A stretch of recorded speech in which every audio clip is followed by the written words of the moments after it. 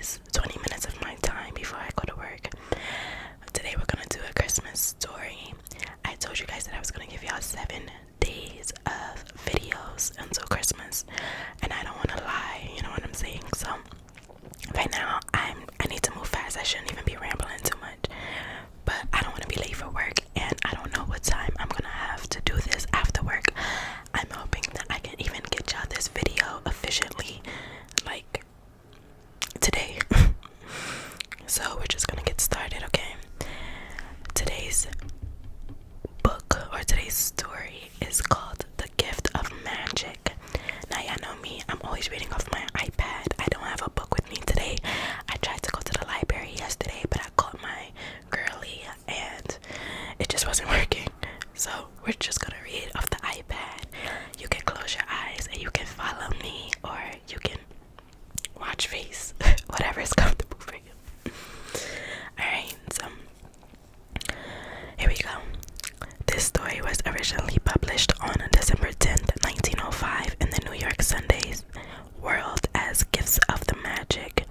It was subsequently published as The Gift of Magic in O. Henry's 1906 short story collection, The 4 Million. That was just a little backstory, but here we go. $1.87. That was all, and 60 cents of it was in pennies. Pennies saved 1 and 2 at a time by bulldozing the grocer and the vegetable man and the butcher until one's cheek burned with the silent imputation of parsimony. That such close dealing implied.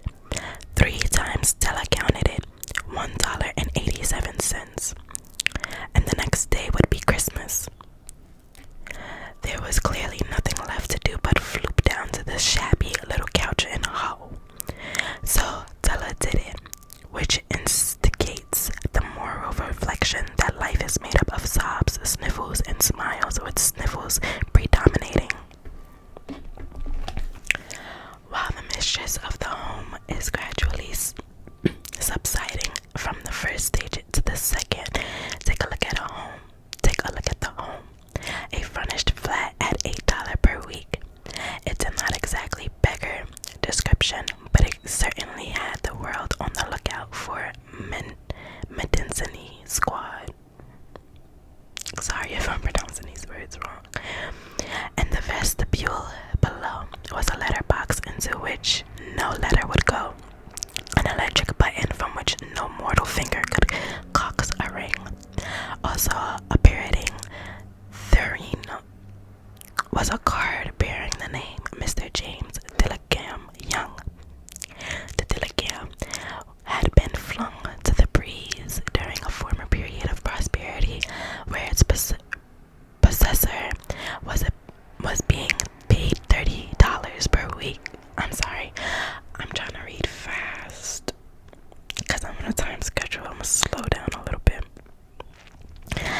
Now, when the income was shrunk to $20, the letters of Dillingham looked blurred, as though they were thinking seriously of contracting to a modest and unassuming D.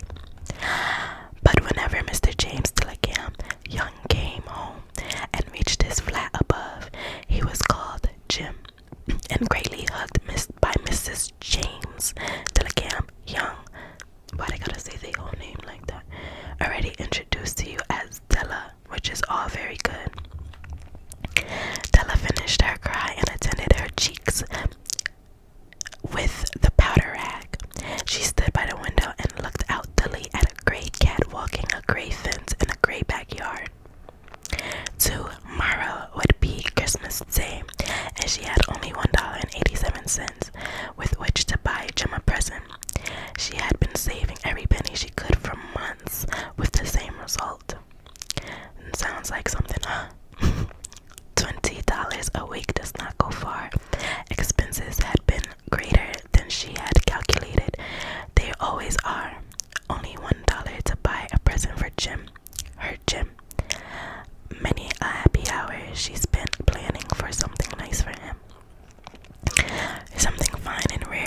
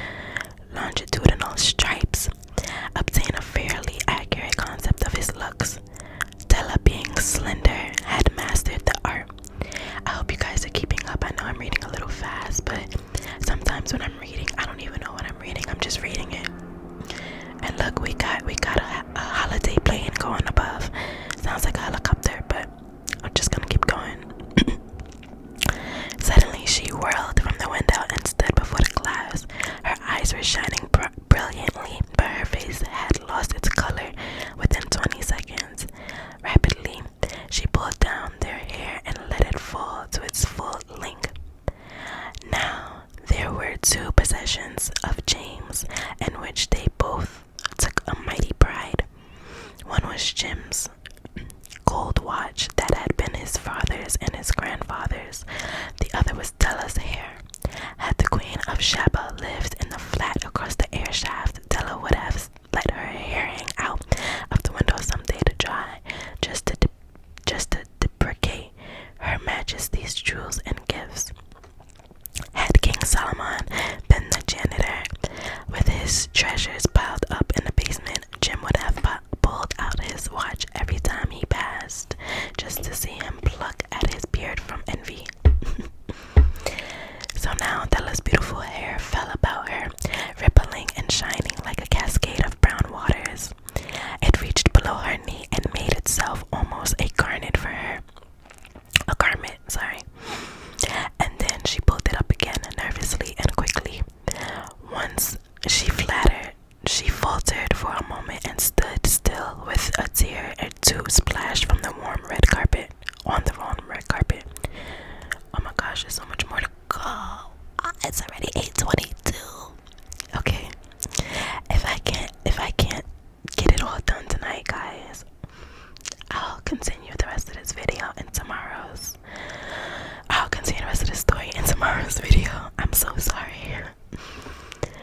Okay, on went her old brown jacket, on went her old brown hat, with a whirl of skirts and with the brilliant sparkle still in her eyes. She cluttered out the door and down the stairs to the street, where she stopped. The sign read, Ms. Sofroni, haircuts of all kinds, on the 1-8 up Della ran and collected herself, panting. Madam, large, white, too white, chilly, hardly looked like the Sofrine. I just feel like I'm reading. Will you buy my hair? Asked Della. I buy hair, said Madam. Take your hat off and let's have a slight look at all of it. Down ripped the brown cascade. $20, said Madam, lifting the mass with a brusque hand. Give it to me quick, said Della. Oh, the next 2 hours tripped by on rosy wings. Forget the harsh metaphor. She was ransacking the stores for Jim's present. She found it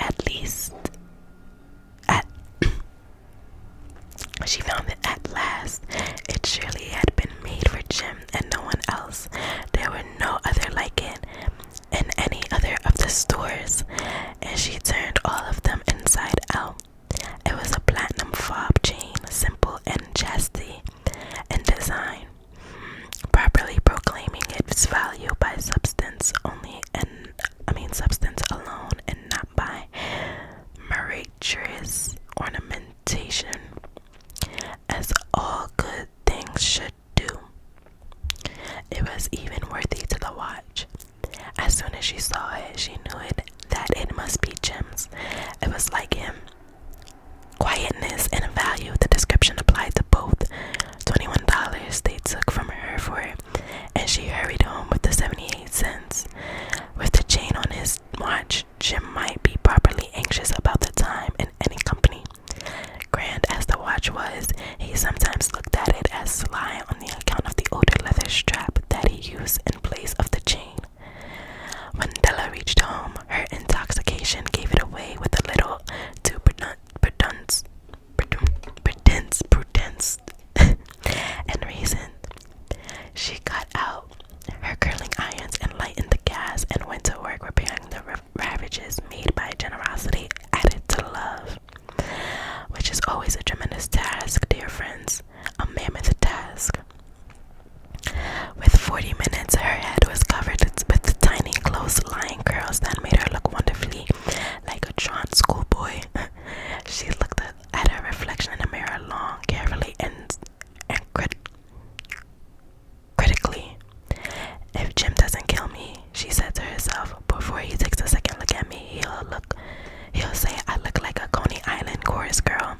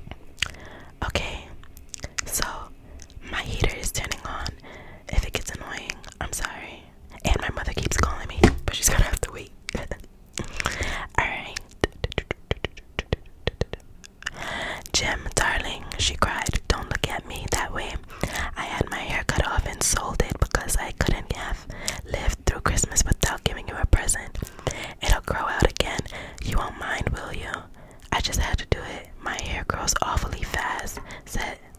Say Merry Christmas, Jim, and let's be happy. You don't know what a nice, beautiful gift I've got for you. You've cut off your hair, asked Jim, as if he didn't arrive at the patented face. Yet, even after the hardest mental labor, cut it off and sold it, said Della. Don't you like it just as well? Anyhow, I'm me without hair, ain't I? Jim looked about the room curiously.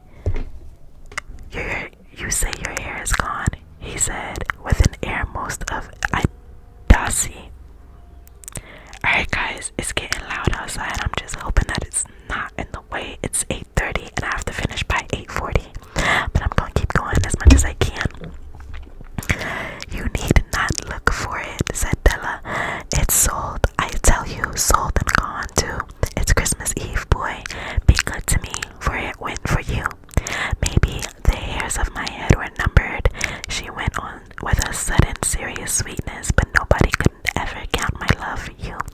Shall I put the chops on, Jim?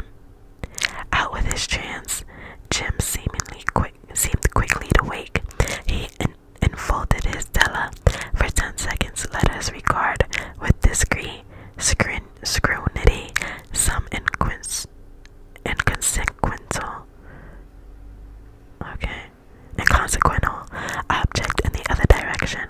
$8 a week or $1 million a year. What is the difference? A mathematician or a wit would give you the wrong answer. The magic brought valuable gifts, but that was not among them. This dark assertion will be illuminated later on. We're almost done. I don't know if I can finish in 10 minutes without getting any interruptions, because outside is so loud. Okay.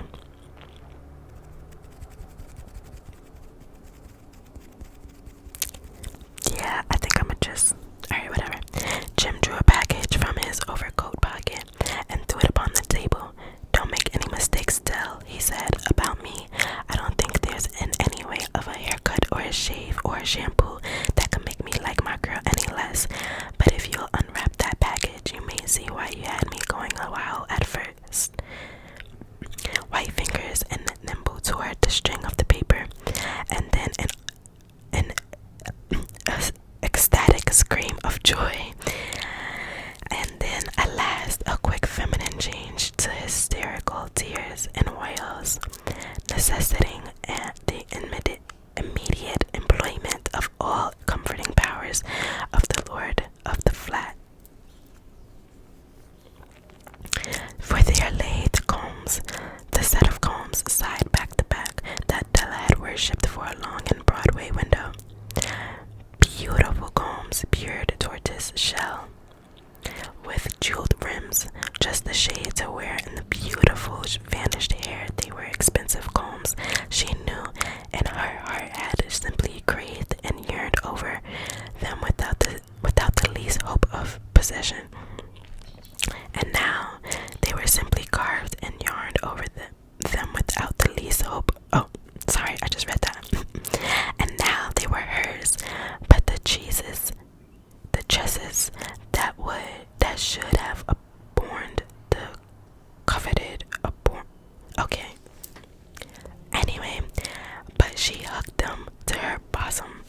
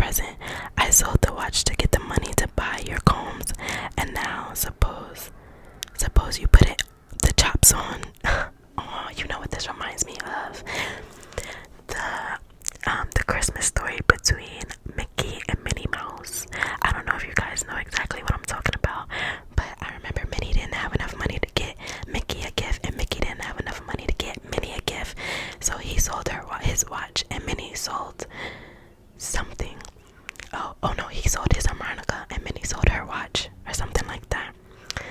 It was cute, but that's exactly what this reminds me of. The magic, as you know, we're at the end. The magic, as you know, were wise men, wonderfully wise men, who brought gifts to the babe and the manager. They invented the art of giving Christmas presents. Being wise, their gifts were no doubt wise ones. They invented the